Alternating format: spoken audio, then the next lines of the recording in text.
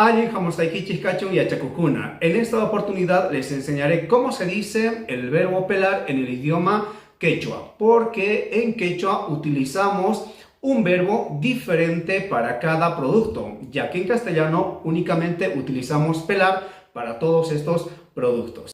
Pero antes de empezar, como siempre, te invito a que te suscribas a este canal, que nos regales un like y que compartas con todas aquellas personas que están interesados en aprender esta lengua. Sin más que decir, empecemos. Como les decía anteriormente, en castellano únicamente utilizamos el verbo pelar para poder pelar una arveja, una patata, una naranja o una mandarina y otros productos más. Pero en quechua tenemos un verbo específico para poder realizar esa acción. Por ejemplo, para las arvejas o habas vamos a utilizar chilay, chilay.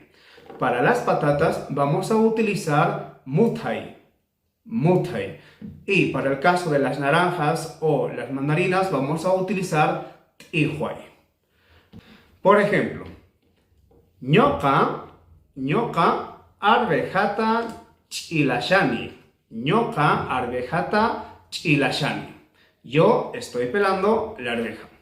Vamos por el siguiente ejemplo, el caso de la patata. Para esto vamos a utilizar tumi y decimos ñoqa papata mutashani. Ñoqa papata mutashani, que sería yo estoy pelando la papa.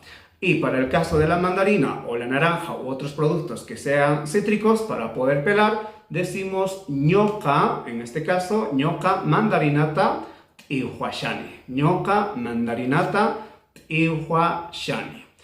Si hay en otras regiones, en otros países, en el idioma quechua que se diga de una manera diferente a lo que yo acabo de decir, también lo pueden compartir en los comentarios. Y en el caso de la caña, nosotros en quechua decimos sincay. No lo tengo acá el producto, pero la acción de pelar, nosotros en quechua decimos sincay.